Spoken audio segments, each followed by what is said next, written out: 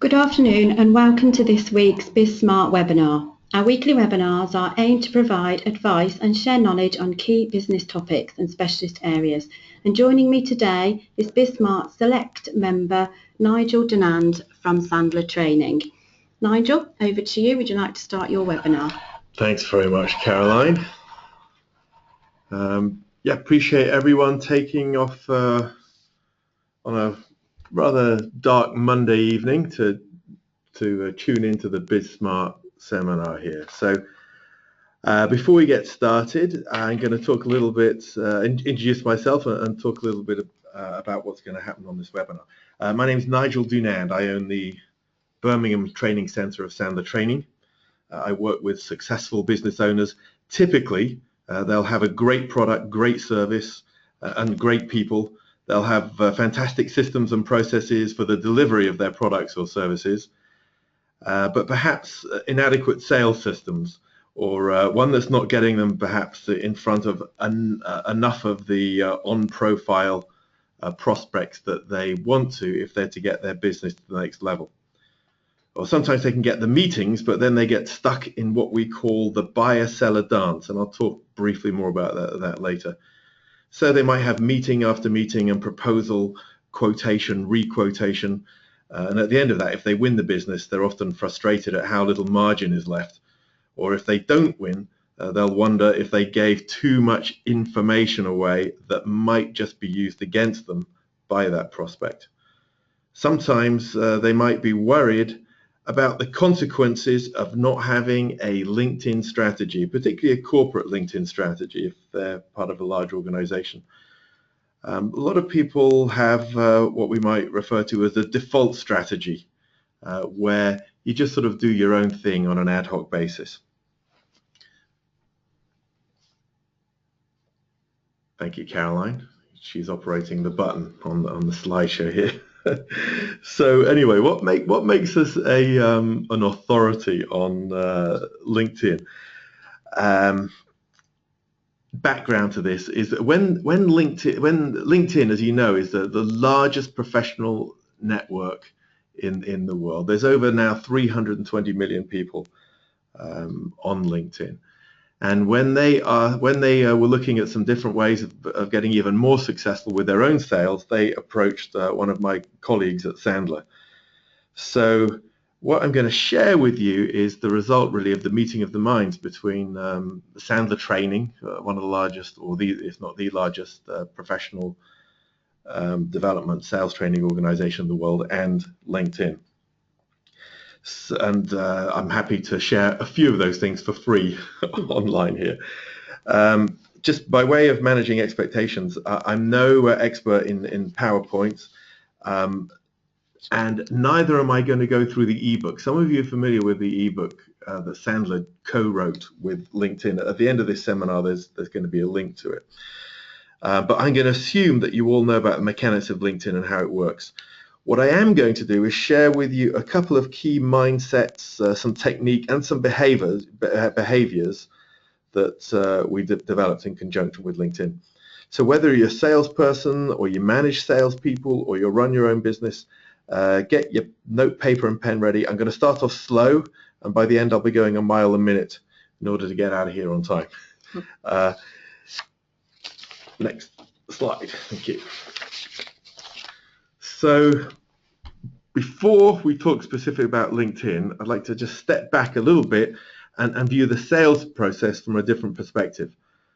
You might like to ask yourself some of these questions. Have I ever wasted time chasing a prospect? Have I ever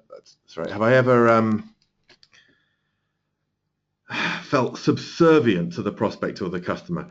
Do I have a discount in order to attempt to win business? Do I struggle to get to the boss, to the guy that really makes the decisions? Do a lot of people tell me things like, "Hey, Nigel, hey Nigel, John, Caroline, I'd really like to meet with you right now, but I'm busy," or "I'd like to spend some time thinking about it. Can you send me a quote?" Have you ever had an apparently hot prospect disappear on you after you've given them the quote? They were all keen and eager when they wanted the information, and now it's like they're in the witness protection program or something. If so, you're probably in some sort of version of the buyer-seller dance. Here's how it goes. And I'm going to skip through this because I know a lot of you may have seen this already. First step typically is what we think we're supposed to do is get people interested in our product or service. Then we'll ask a few questions in an attempt to qualify them. Then we'll leap to a presentation because we're always keen and eager to show people how great we are. And then, of course, we're left in this process of following up to see if they got our proposal, to see if they like the pricing, etc. That was the typical buyer system. Here's the prospect system. So in the prospect system, they're going to mislead us about their interests. Quite often, they'll I don't know about you, but I'll get questions like, "Hey, Nigel, heard about you from another organization, really interested in seeing what you can do for us." And then, of course, if I fall into that trap, I'm not going to, because their process is they just want to get all that information they can from me. And the way they do that is to appear super interested. Having received the information, the prospect is then going to promptly commit to nothing. I'll get back to you, I'll let you know what I think. And then, of course, when you finally chase them up, they've disappeared. We abbreviate that system to, rather unfairly, but maybe not, lie, steal, lie, hide. Now, I'm not saying they're lying on purpose, it's just how we react when we think we're about to be sold to. There's the overview of the process, and I want to spend a little bit of time, as we shared with LinkedIn. The problem with this traditional approach is that we have a very unequal psychological relationship. It's what we call, or what we often refer to, if you're a psychologist, you'll refer to it as a parent-child relationship, one up, one down. So the prospect position is, I don't trust you. I have the money, I can choose who I want to buy from, I'm in charge. Maybe some of them at some level might even be saying to themselves, I'm going to hide my disdain for salespeople because I want to get your information. There's also the sense that, hey, I'm the boss, so you better play the rule according to the game according to my rules. The traditional salesperson in this relationship is very much focused on the outcome. They'll, for example, they'll be begging appointments. Their mindset is, I need the sale. They also assume that there's going to be a bit of a fight. They have a belief that just by using charm, powers of persuasion, they're going to be able to convince people to buy. They also feel that they are going to obviously have to handle any objections that come their way, and really it's going to be at some level a bit of a fight or a bit of a struggle. So with LinkedIn, as with other clients, we talk about having an alternative process. Now, the details of the Sandler process I'm not going to share with you here. You can always read that in the book. But in our process, we talk about a different psychological relationship that's very adult. I'm okay, you're okay. And the trusted advisor focuses on the process rather than the outcome. Their mindset might be, I don't need the sale. First of all, convince me that you're telling the truth. And I'm going to assume that if we get this process right, I'm going to assume success rather than a struggle. They might also, as a trusted advisor, we're not going to be begging appointments. We're going to accept invitations to meet, because we know people hate to be sold, but they love to buy. We also know that we get our credibility through the questions we ask, not the statements we make. I have the right to ask any questions I like is a great mindset for a trusted advisor. So in a trusted advisor relationship, all we really have to do is get out of the way to enable the prospect to maybe take the following position, which is, hey, I've got a real problem here. I'm personally committed to fixing it. If you can fix it, look, here's the money. Do you need, and by the way, do you need me to find some more? So and I guess this is one of the biggest misconceptions about sales, I think. And as we talk this through with people like LinkedIn, the misconception is that you don't actually have to sell. Instead, you might like to think about how you can position yourself so people can buy. Okay, so how are we going to use these concepts in the world of LinkedIn? And really there's three components when we're looking at engaging on LinkedIn. There's the first component here, obviously we've got to identify and build contacts with the right people. Question for you. Are you able to succinctly describe who you really want to build those relationships with? Second step in the process is what can we do to attract and communicate with those people? And thirdly, what do we need to do to develop those relationships into conversations that turn into meetings? And really the end goal here is at some point, is with a reasonable, acceptable time frame, is to make a sale. Misconception number two. There's a lot of effort in the past, I think, talking about creating a really good profile for yourself on LinkedIn. And you've seen these on LinkedIn. I'm sure none of you people, but when you look at LinkedIn, there's an awful lot of profiles where people are shouting about how wonderful they are. Problem is, if you're anything like me, when you get shouted at, you tend to just want to cover your ears. So create a profile that's an attraction profile rather than a promotion profile. One little extra myth on this thing is, I think if we believe people are hunting around LinkedIn for people to make phone calls to because they want to buy something from us, I don't think that happens at all. What I do think happens is that after you've engaged a little bit with someone, they might look you up on LinkedIn. So therefore, we have to have a profile that when they look it up, it doesn't really jar with the conversation that we've had with them or one of our clients might have had with them. So again, it needs to be an attraction rather than the promotion, rather than a promotion strategy for that. Okay, so slide 10 here. Now, are these the attendees actually seeing this little box here? Do we slide that over? I can't. Okay, thank you very much, Caroline. Yeah, no one ever hires me for my technical ability, let me tell you that. So, if you're an advanced LinkedIn user, then you probably already know about the upgrading your membership so you can do a few more sophisticated things on the search. But this is one of the most fantastic things about LinkedIn.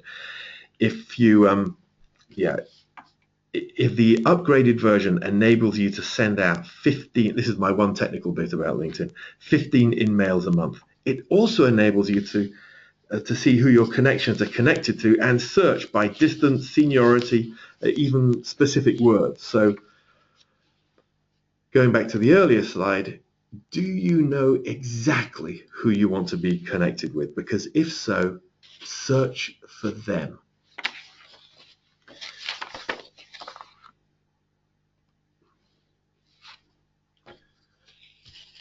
Here's another little tip.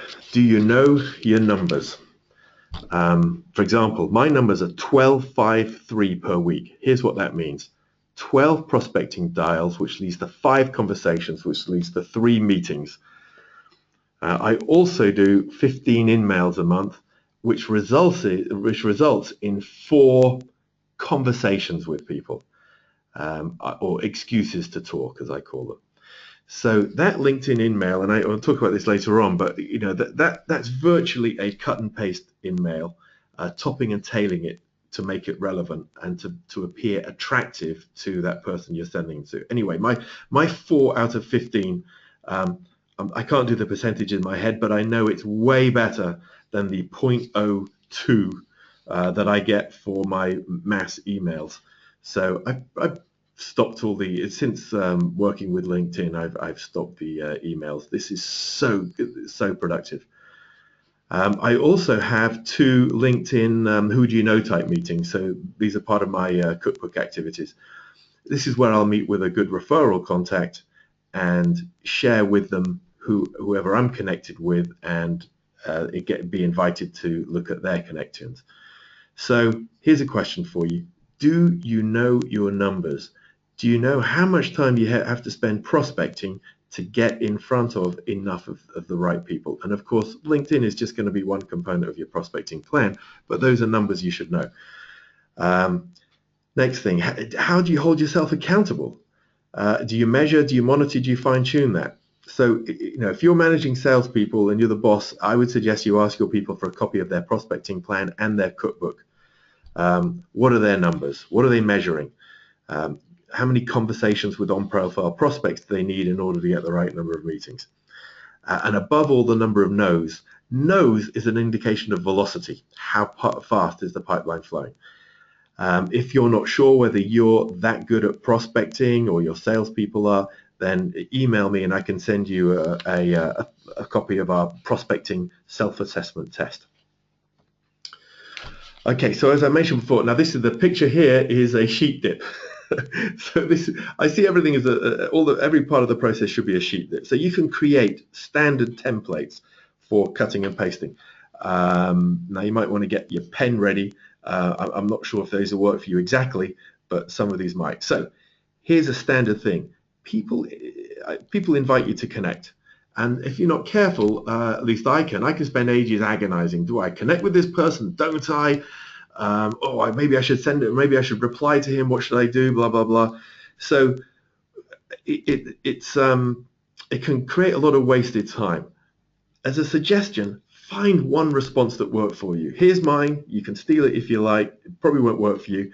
My response always is, thanks very much for the invitation to connect. Much appreciated. Before we do so, how about a 5 to 10 minute call on the phone? I have another version of the same thing, which is, thanks very much for the invitation. Much appreciated. I'm curious, what prompted you to reach out? So between those two, that covers, for me, most of the situations. And remember, what I'm aiming for is a conversation with them. Next slide, 13. Here we go. What's the ideal network? Well, here's another misconception, I think, and probably you guys have already figured this out a lot faster than I did, but when LinkedIn first came out, they had that number of connections counter on there, and they had that number of 500. Once it gets to 500, it just says over 500. So, boy, 500, that was the target to shoot for, because we all wanted to exceed 500. Well, that connection strategy is what we would now call a open networking strategy, where you're just trying to connect with as many people as possible. I'm not saying it's wrong. There's lots of good reasons for doing this. There is the opposite strategy. The other opposite strategy is a closed networking strategy. This is where you take the opinion that, gosh, if you haven't invited me to your kid's wedding, then I don't want to connect with you. So this is very, very exclusive. I would suggest that an alternative strategy, what we call a value networker strategy, might be something for the business professional to consider. So here's mine. If I'm pretty sure that this person will call me back within 24 hours if I made a phone call to them, then I want them in my network. There's someone that I can rely upon, and they'll be valuable as being part of my network. More recently, I've fine-tuned that a little bit more, and the value networker. And indeed, if you look at the LinkedIn book that we wrote with LinkedIn, LinkedIn, the Sandler way, you'll notice there, the chapter 17, I think it is, where we talk about the value networker. And a great question there to ask is, hey, is this person that I'm going to link to, are they the sort of person that I can help? Will I be able to provide them value? Will my network provide them value? And then make the decision based on that. Okay, so now with all this various LinkedIn activity, we should end up with referrals from other people, suggestions from other people, and I would suggest we make contact initially not through LinkedIn but through email. And now we're going to be making a phone call to them. And the beauty about LinkedIn is that we can warm up any cold call. When you have a live prospect on the phone, there are some pretty obvious do's and don'ts. Firstly, bear in mind that prospect is going to make a very quick decision. One decision is, does this person on the other end of the phone sounds like they're from my world? Number two, is what they're talking about in my in-tray? So don't sound like a salesperson. None of this, hi, how are you today? Or anything else that involves that sing-songy sort of pattern of voice. Hi, I'm calling from XYZ company, and I'm calling about that. You are dead, because for the big decision maker, the guy you really want to talk to, you immediately do not sound like you are in their world.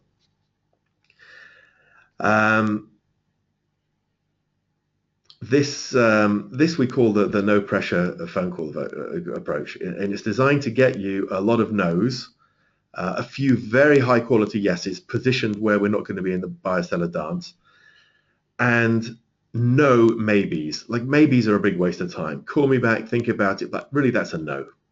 A decision not to make a decision is a decision, and that decision is a no. So by using LinkedIn, we can now use a very nice little format here. So pattern interrupt, a lot of you guys know about this. So the pattern interrupt is doing something initially on the phone call that does not make you sound salesy. For example, John, this is Nigel Dunand. My name ring a bell? Or, hey John, this is Nigel. Your name popped up on LinkedIn as someone that I should know. We haven't met before, have we? Something like that. Those are you've probably got better ones than me, but find something that works for you, that just staves off their initial response. Oh my gosh, here's someone trying to connect with me. Next step, personal connection. Well, from LinkedIn, we can get a lot of good information about them. If we can't get it from LinkedIn, then we can Google, we can look at their company, and now you have something that's a personal connection to talk to them. So it might be, hey John, yeah, I'm calling for a couple of reasons. Firstly, your name popped up on LinkedIn. Secondly, I noticed you wrote a white paper a while ago about the importance of search engine optimization and updating your website. Great article. By the way, are you okay to talk for a couple of minutes? So now, I'm not saying you use that exactly. You'll probably come across much better ways of doing it than that, but something that indicates a personal connection. Then the mini upfront contract, I already mentioned that. So after we've done that little personal connection, get permission to talk. Hey, are you okay if we just talk for a few minutes on the phone and then figure out whether or not we should meet or schedule some proper time to talk? That's a little mini upfront contract. It lets them know that you're not going to be on the phone forever and relaxes them. Now, I then like to say to someone, I'll say, hey, John, fill me in a little bit on your business. How did you start out? And I'll just let them talk for 2 or 3 minutes about their business. Most business owners, most bosses of large organizations, they love that question. Now, once they've done that, I'm now ready to tell them about what I do, but I'm going to position it as in an attraction mode rather than promotion mode with what we call hooks. John, boy, that's great. Thanks for sharing with me. Let me tell you a little bit about my business, and frankly, I'm not really sure if there is any point in us carrying on the conversation, but here's what we do. I work with business professionals, successful people that are very good at what they do, tremendous systems and processes, everything, but perhaps no system for sales, or not one that's getting them in front of enough of the right sort of unqualified, high on-profile prospects. Or sometimes they're getting in front of them, but they struggle to have a meeting with them that really comes to any sort of end. So they might get stuck in proposal after proposal, presentation after presentation. And if they do win the business, it's often not at the margin they'd hope for. If they don't win the business, they'll feel like they've given away a lot of their good information during that process. Or sometimes they're just looking to grow their business and hire people for that sales role, and they're worried that that new salesperson will just bring them more of those previous two problems with them. So, John, don't oppose. Any of those ring any bells with you? So that's my and again, I didn't really do it in the style that I would do it on the phone if I was in a conversation with a guy. But that's the concept. Throwing out those pain hooks. It'll either be a yes or a no. If it's a yes, John, interesting. Tell me more. Can you give me an example? How long's that been going for? Etc. Etc. And if it's a no, I may throw out 3 more pain hooks before saying, hey, sounds like there's no point in us staying in touch. How about I just cross you off my list? And at that point, you may find, interestingly, you're in a struggle because people don't want to cross you off their list at all. So that's and that really is epitomized by the Sandler rule. When prospecting, go for the appointment.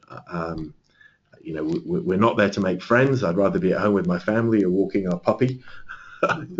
So here's some little advanced user best practice tips. Record your approach calls, or if you've got salespeople, have them record their calls. Remember also, behavior trumps technique. It doesn't matter how great you sound on the phone. If you're not making a lot of those calls, you won't get any appointments. Tonality trumps the actual words. As you know, doing this webinar, my tonality on that example was terrible. Tonality trumps the actual words.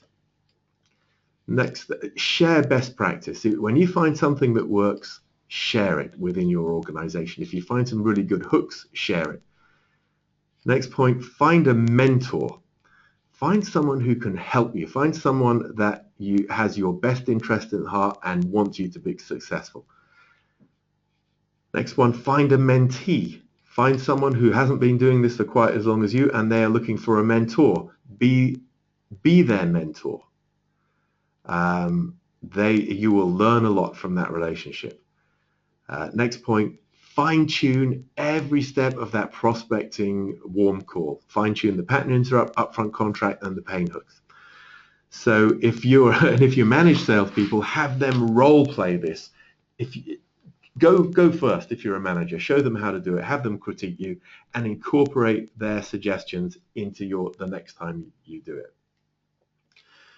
So that's it. If you want to know a little bit more about the Sandler process that LinkedIn used, then you can come to one of our events, Break the Rules and Close More Deals. I hold them every month up at Longbridge, and also they're around the country, 30 different locations. And that's it. I'm done. At the bottom there is a link to the ebook I mentioned. You can cut and paste that, and I think they can cut and paste this. If not, Caroline will send it out afterwards.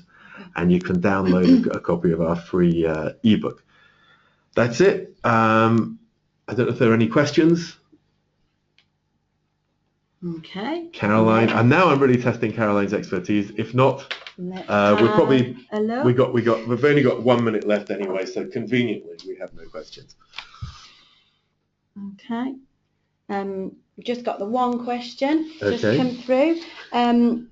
This question's from Sarah. How can I use LinkedIn to get appointments with the right people? Great. Well, I think that person probably came in earlier. I hope I addressed that there. And that's a really good question because it's a two-parter. So first thing, identify the right people. Figure out if you can get an introduction to them through someone else you're already connected to. If not, use that format that I gave you where you have a pattern interrupt and establish a personal connection from the research on their LinkedIn profile, and reach out to them in a way that is not salesy and pushy, but you have lots of hooks. Here are the types of problems that we solve for other people. I don't suppose any of those problems ring any bells with you. So I think we probably addressed that. Okay, one more question just come through from Paul. How do I use LinkedIn to get past the gatekeeper? Yeah, you can't. No. No. So no, getting past the gatekeeper, that's a big topic there. But I would suggest there's two types of gatekeepers. One gatekeeper is just a receptionist, and the other gatekeeper is the assistant. So the rule for the receptionist is sound like you belong on the inside. So this is all done with tonality. This is Nigel Dunand. Can you put me through to John Smith? Just very fat and very no sing-songy, just with tonality. That'll get you through most of them. If that doesn't get you through, you call back at another time is my short answer. We've got a lot more tips on that if you come along to our session. And the other one, if you're dealing with someone that's the personal assistant, use the exact same advice that I gave you earlier on. Treat them as if they are the decision maker, and ask them to take a couple of minutes on the phone with you. You let them know the sorts of problems you help other companies with, and then ask that personal assistant, are any of those challenges likely to ring any bells for John? Is this something that he's even is this even in his in tray? Is it worthwhile scheduling 5 minutes on the phone with him? Let them make that decision. So Caroline, that's it. Perfect. We're done. Thank you. Thank you so much for hosting today's webinar. I'll be sending out a copy of Nigel's presentation out to you all very shortly. But thank you all for joining us, and we hope you have a great evening, and we can hope you join our future BizSmart webinars every Monday at 5 o'clock.